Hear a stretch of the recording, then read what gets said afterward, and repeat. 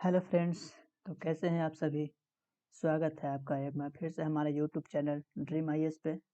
आज है 2 फरवरी और आज हम 2 फरवरी के करंट अफेयर्स को हम डिस्कस करेंगे जो आपके एग्ज़ाम के व्यू से इम्पोर्टेंट है और कुछ देखेंगे इम्पोर्टेंट क्वेश्चन।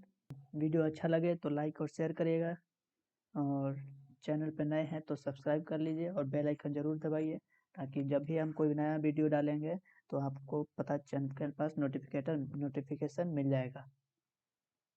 और जैसा कि पता है 1 फरवरी को आपका बजट 21-22 का बजट आ गया है, तो नेक्स्ट संडे हम बजट के ऊपर डिस्कस करेंगे। जैसे इससे पहले 19-20 वाला पहले बजट को देखेंगे, उसके बाद 19-20 वाला के बजट के बाद हम 21-22 के बजट को भी देखेंगे। एक बार 19-20 वाला बजट को हम रिवाइज कर लेंगे, उसके बाद उसके आगे को देखेंगे। चलिए स्टार्ट करते हैं आज का पहला क्वेश्चन। चलिए तो स्टार्ट करते हैं आज का पहला सवाल। किसने वर्ष 2020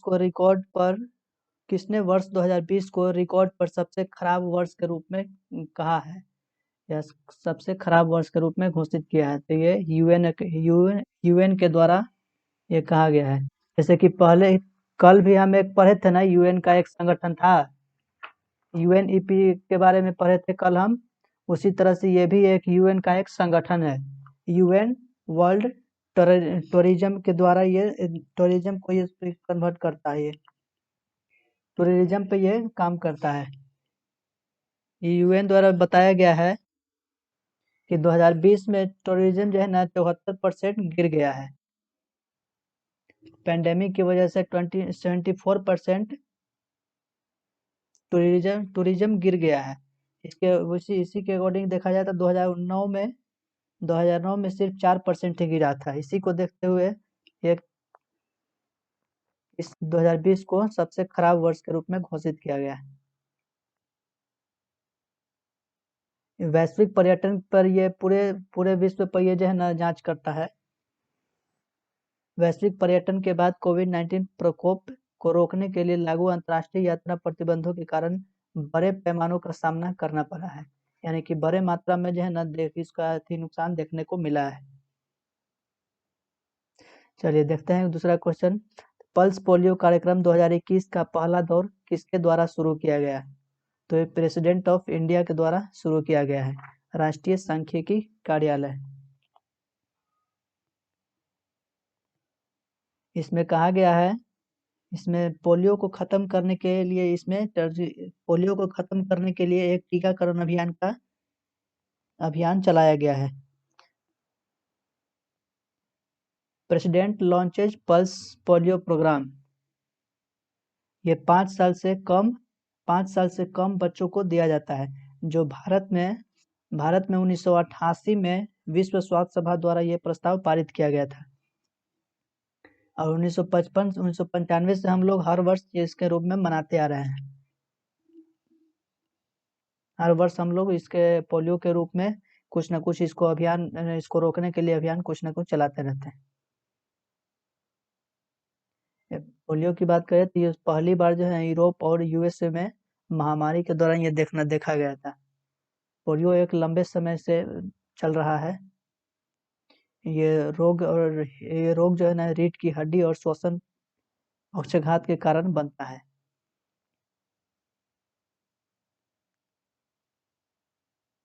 हालांकि इसका इलाज जो है ना बना हुआ है, इसके ऊपर काम किया जा रहा है धीरे धीरे।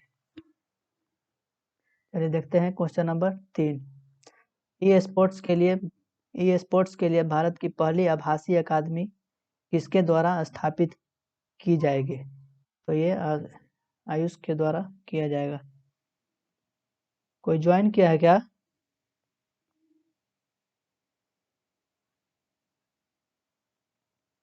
हेलो, आवाज आ रही है?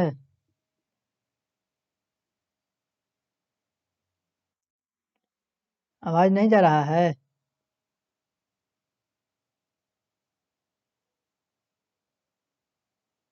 हेलो,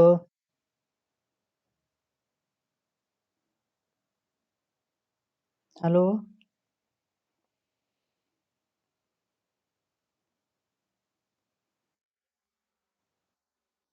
चलिए देखते हैं क्वेश्चन नंबर 3।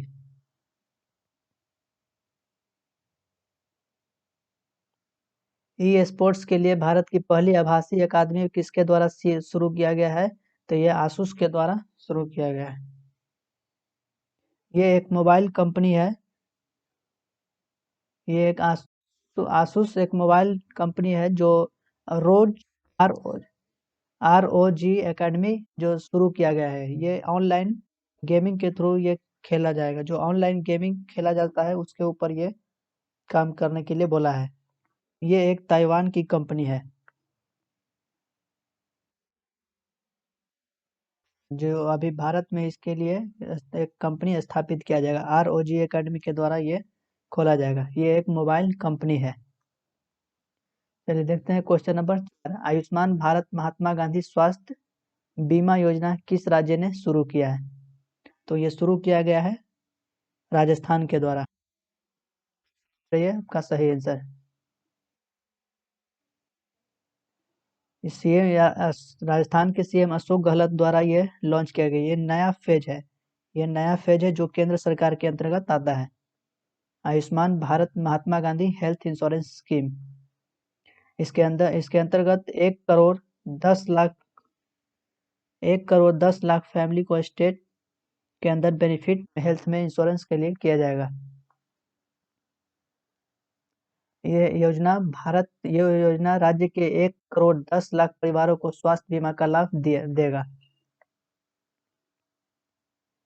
वहीं स्वास्थ्य बीमा को कवर करने के लिए लगभग 3,30,000 रुपये से बढ़ाकर 5 लाख रुपये सालाना कर दिया गया है। अब इसके ऊपर 5 लाख का खर्च किया जाएगा। वहीं 1,576 परिवारों को इससे लाभ मिलेगा।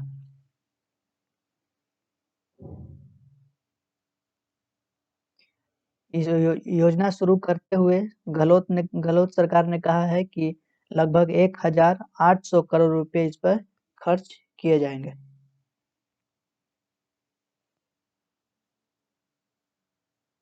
राजस्थान की बात करें तो इसकी राजधानी है जयपुर। इसके सीएम मुख्यमंत्री है अशोक गहलोत। गवर्नर है कलराज मिश्रा। मुख्य न्यायाधीश है इंद्रजीत मोहंती। इसके पांच राज्यों के साथ साझा करता है, जिसमें कौन कौन है? गुजरात, मध्य प्रदेश, उत्तर प्रदेश, हरियाणा, पंजाब और एक पाकिस्तान के साथ अपनी बॉर्डर साझा करता है। लोकसभा में बात करें तो इसकी 25 सीट है, राज्यसभा में 10, विधानसभा में 200 सीट है। याद रखिए यहाँ पे विधान परिषद की सीट नहीं है। भारत का सबसे बड़ा रेगिस्तान थार रेगिस्तान राजस्थान में ही स्थित है। चलिए देखते हैं क्वेश्चन नंबर 5। हाल ही में महात्मा पुरस्कार किसे दिया गया है? तो ये नवीन जिंदल को दिया गया है। महात्मा पुरस्कार किसे दिया गया है? नवीन जिंदल को। ये Jindal steel and power limited के द्वारा अध्यक्ष है।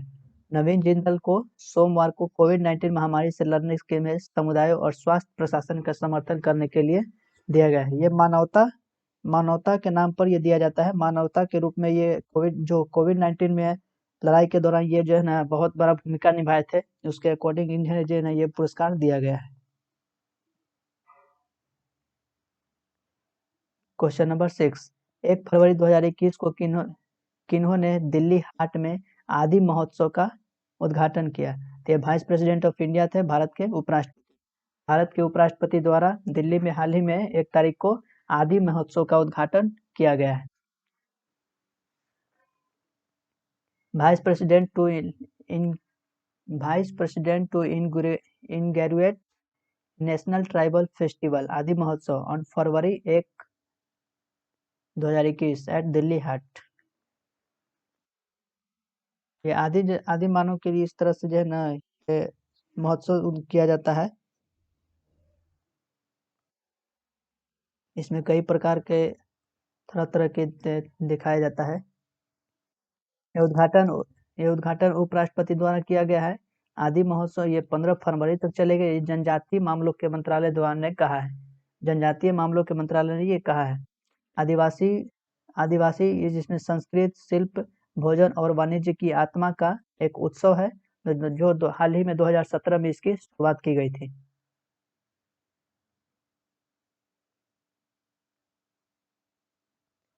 ये कब तक चलेगा? 15 फरवरी तक ये चलने वाला है। दिल्ली हाट दिल्ली में स्थित open air market, food plaza और क्राफ्ट बाजार है। यह क्षेत्र दिल्ली पर्यटन और परिवहन विकास निगम द्वारा यह चलाया जाता है।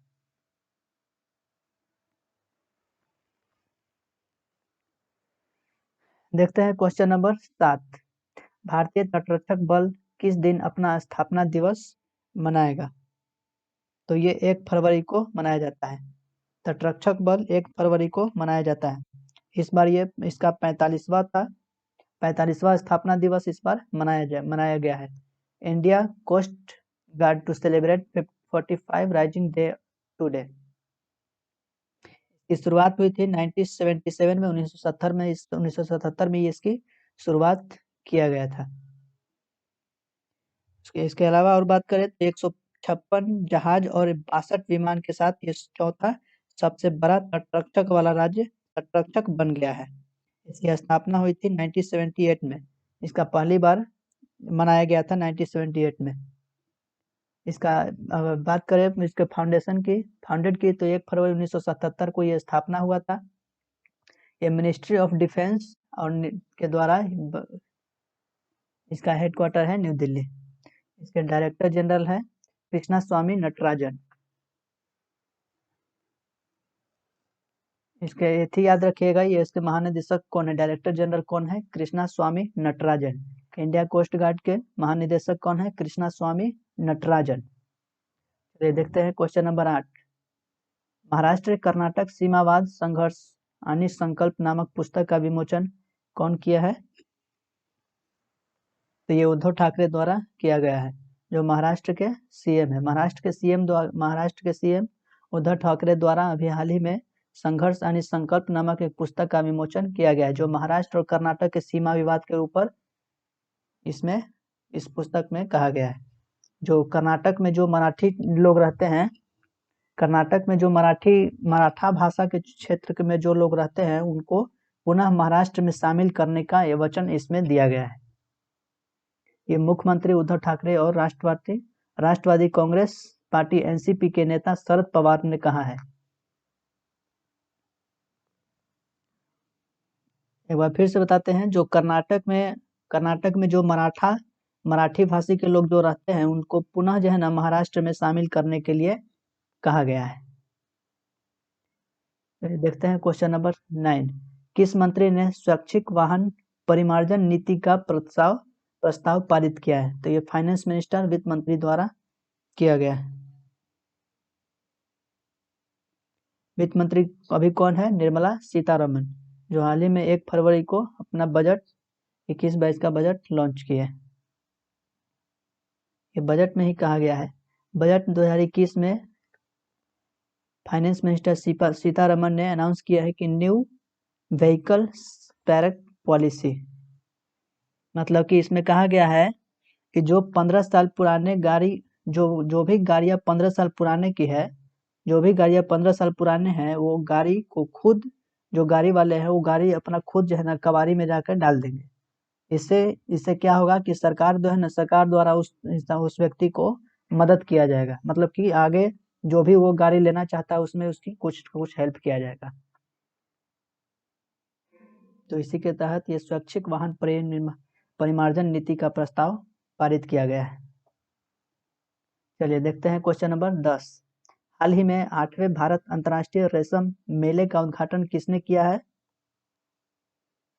तो ये स्मृति ईरानी द्वारा किया गया है।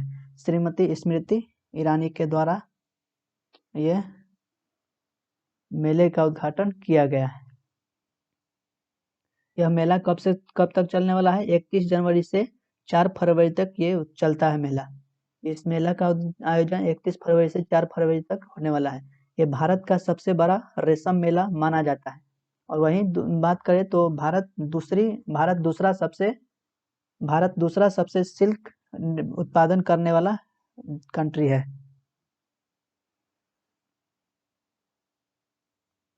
इसके ये अभी हाल ही में जो इस उद्घाटन हुआ, ये 8वां संस्करण था। भारत अंतर्राष्ट्रीय रेशम मेला कपड़ा मंत्रालय के में भारतीय रेशम निर्यात संवर्धन परिषद द्वारा आयोजित किया जाता है। भारत इसमें ही देखें तो भारत में रेशम उत्पादन का लंबा इतिहास रहा है। यह रेशम का दूसरा सबसे बड़ा उत्पादक देश है। भारत दुनिया का एकमात्र देश है जो रेशम के सभी 4 प्रमुख यानी कि रेशम के कितने 4 प्रमुख होते हैं। इसे क्या कहा जाता है? सेरीकल्चर। सेरीकल्चर कहा जाता है, यानी कि रेशम के कितने प्रकार हैं? 4 प्रकार। कौन कौन है? शहतूत। शहतूत एक किस्म है। शहतूत हो गया, शहतूत एरी, तसर और मूगा। ये 4 प्रकार के जो है ना रेशम भारत में उत्पादन होता है। अब भारत ये पहला ऐसा देश है जो चारों प्रकार के रेशम का उत्पादन करता है। अब वहीं अगर दूसरी बात करें तो भारत दूसरा सबसे बड़ा उत्पादक है, यानी कि रेशम जो है ना भारत सबसे दूसरे स्थान पर उत्पादन करता है। भारत में लगभग 11 भौगोलिक संकेत पीआई है, जैसे कि पचुमली, इकत, चंद्रपौल silk, Mysore silk, Kanchipuram silk, Muga silk, इस तरह से भागलपुर सिल्क, वाराणसी, इस तरह से बहुत सारी सिल्क के उत्पादन है, सारी है। चलिए आगे देखते हैं क्वेश्चन नंबर 11।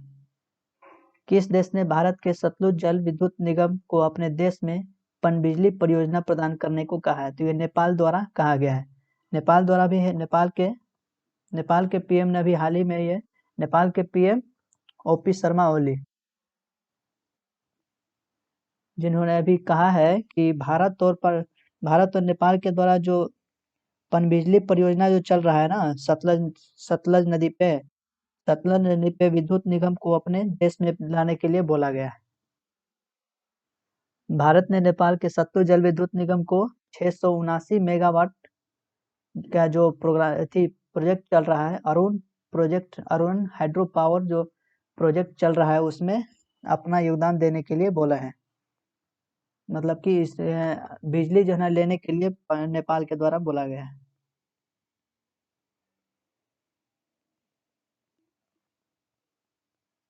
अरुण तृतीय पनबिजली परियोजना के समान है, जो रियायत अवधि के दौरान नेपाल को 21% मुफ्त बिजली प्रदान करेगा।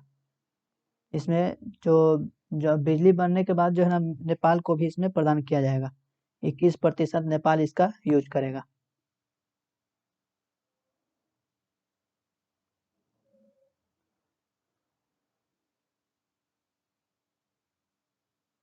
चलिए आगे देखते हैं क्वेश्चन नंबर 12। हाल ही में किस राज्य ने मो जंगल ऐप लॉन्च किया है? तो मो जंगल ऐप किसके द्वारा लॉन्च किया गया है? तो ये उड़ीसा के द्वारा लॉन्च किया गया है। हाल ही में किस राज्य ने मो जंगल ऐप लॉन्च किया है? तो ये उड़ीसा के द्वारा लॉन्च किया गया। उड़ीसा के फॉरेस्ट मिनिस्टर द्वारा लॉन्च किया गया है।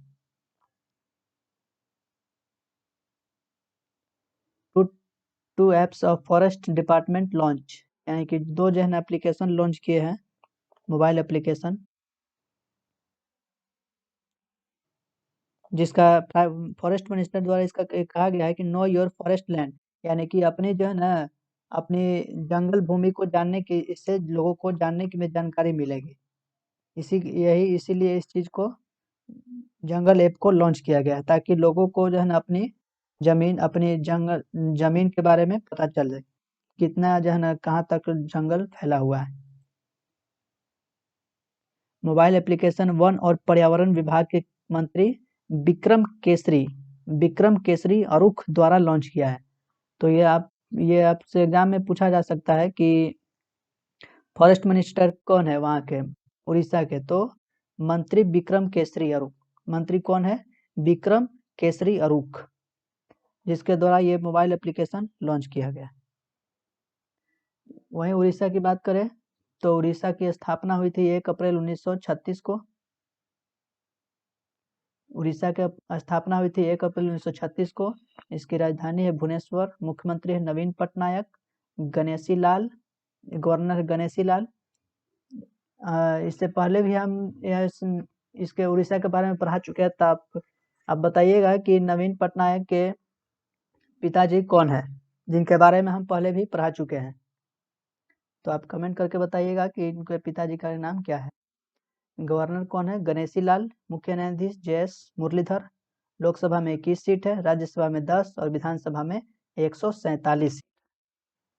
यहाँ पे विधान परिषद की सीट नहीं है। उड़ीसा इससे कितने बॉर्डर के साथ साझा करता है? तो ये छत्तीसगढ़ हो गया, छत्तीसगढ़, झारखंड, वेस्ट बंगाल और इधर से आंध्र प्रदेश के साथ अपनी बॉर्डर साझा करता है। चलिए आगे देखते हैं क्वेश्चन नंबर। यूपी सरकार भारत का पहला चमड़ा पार्क किस शहर में स्थापित करेगा? तो ये कानपुर में स्थापित करने के लिए बोला गया है। चमड़ा पार्क कहाँ स्थापित किया जाएगा? यूपी के कानपुर में। इससे 50,000 लोगों को डायरेक्ट और इनडायरेक्ट रोजगार सृजन किया जाएगा। वहीं 1,50,000 इनडायरेक्टली रोजगार जो है ना प्रदान किया जाएगा। ये 235 एकड़ में ये बनाया गया है, जिसके अंतर्गत 5,850 करोड़ की लागत आई है। इस परियोजना से लगभग 13,000 करोड़ रुपए और निवेश आकर्षित होने की उम्मीद है। जैसे कि इसके अंतर्गत क्या-क्या हो सकता है, जैसे कि पर्स हो गया, जैकेट हो गया, जूते हो गया, इस तरह के चमड़ा से बने हुए वस्तुओं का उत्पादन यहाँ पे किया जाएगा, जो एक हब बनाएगा, जो यहाँ पे एक चमड़े उत्पादन का हब बनाया जाएगा, जिससे कि अंतर्राष्ट्रीय बाजारों में निर्यात किया जाएगा। इस योजना के तहत 50,000 रोजगार के अवसर उत्पन्न होने की उम्मीद है और लगभग 1,50,000 व्यक्तियों को अप्रत्यक्ष रूप से आजीविका प्रदान की जाएगी। तो ये थे आज के आपके 13 क्वेश्चन। तो 13 क्वेश्चन का आज हमने पूरा डिस्कस किया। तो मिलेंगे नेक्स्ट वीडियो में। आपका लेक्चर यहाँ समाप्त हो गया।